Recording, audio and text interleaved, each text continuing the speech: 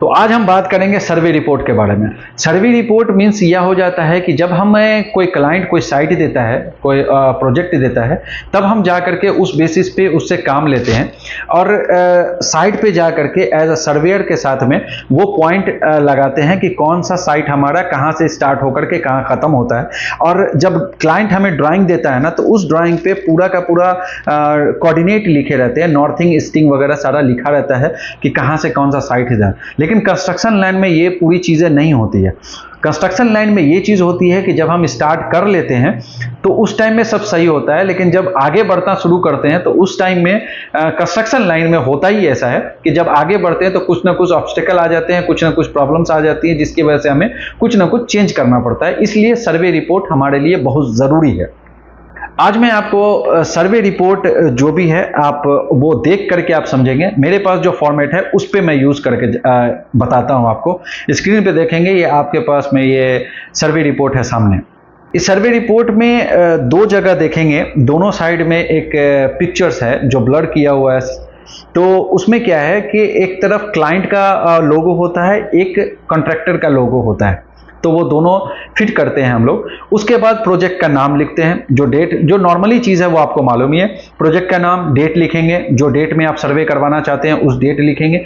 उसके बाद हो जाता है ड्राइंग नंबर। मेन चीज़ ये ड्राइंग नंबर, क्योंकि उस सर्वे रिपोर्ट में आपको ड्राइंग अटैच करना बहुत ज़रूरी है, क्योंकि ड्राइंग अटैच नहीं करेंगे तो फिर पता नहीं चलेगा क्लाइंट को कौन सा साइट का इंस्पेक्शन है।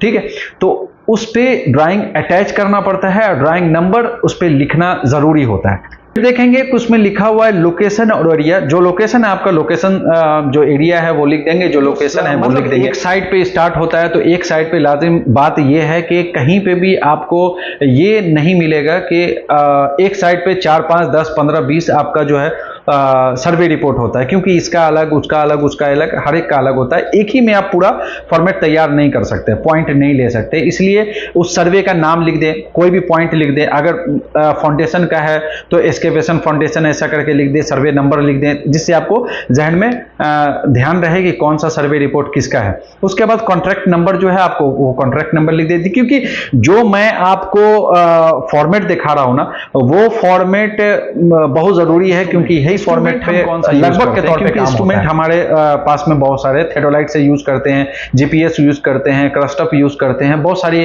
ऐसा सर्वे करने का इंस्ट्रूमेंट आता है। और इंस्ट्रूमेंट में भी कौन सा वर्जन का आप यूज कर रहे हैं वो भी आता है, वो भी लिखना पड़ेगा आपको। पूरा उसमें लिख देंगे तो ज्यादा बेटर होगा, क्योंकि आगे वाला क्लाइंट को आपको ये चीज जरूरी पड़ जाएगा कि आपका ये चीज कौन सा वर्जन का आप यूज कर रहे हैं, कौन सा मॉडल यूज कर रहे हैं, ये सारी चीज उसमें लिखेंगे। उसके बाद जो आपका चेनेज है वो सर्वे के रिलेटेड में जो भी आपका चेनेज है, जहां से आपने स्टार्ट किया है, वो जाकर के उसमें लिखेंगे। सो बेंचमार्क, जो नजदीकी बेंचमार्क आप यूज कर रहे हैं कंस्ट्रक्शन से, क्योंकि ये जो भी वीडियोस देख रहे हैं वो कंस्ट्रक्शन फील्ड से ज्यादा बेटर होंगे, और जाहिर सी बात है साइड पे होंगे तो उसको पता ही होगा कि बेंचमार्क का मतलब क्या है।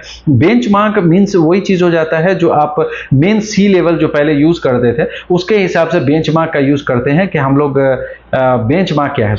तो इसके वजह से उसके बाद आप देखेंगे बेंचमार्क लिखा है, आपका नजदीकी जो भी बेंचमार्क है ना, वो बेंचमार्क को पॉइंट लेकर के वहां पे आप जीपीएस लगाएंगे और अपना पॉइंट वहां से उठाएंगे। उसके बाद नीचे आ जाएंगे तो वहां पे देखेंगे डिजाइन या एज बिल्ड लिखा हुआ है।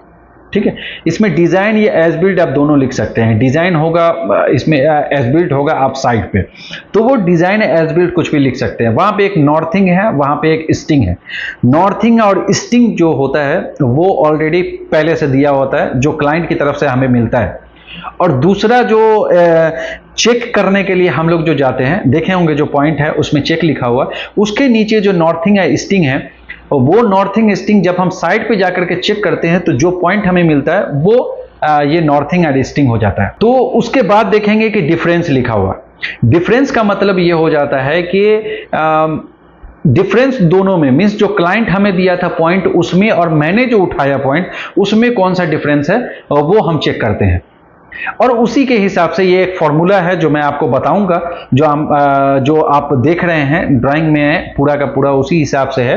तो मैं इसके बारे में डिटेल में आपको बताऊंगा किसी और वीडियो में, किसी और दिन मैं बता सकता हूं ये सर्वे रिपोर्ट के बारे में, कहां पे हम लोग यूज करते हैं, कहां पे नहीं करते हैं, क्योंकि सर्वे रिपोर्ट एक बहुत बड़ी चीज है, इसलिए एक वीडियो में इसका पूरा डिटेल में नहीं बता सकता। मैं आपको इसके बारे में पूरा डिटेल समझाऊंगा।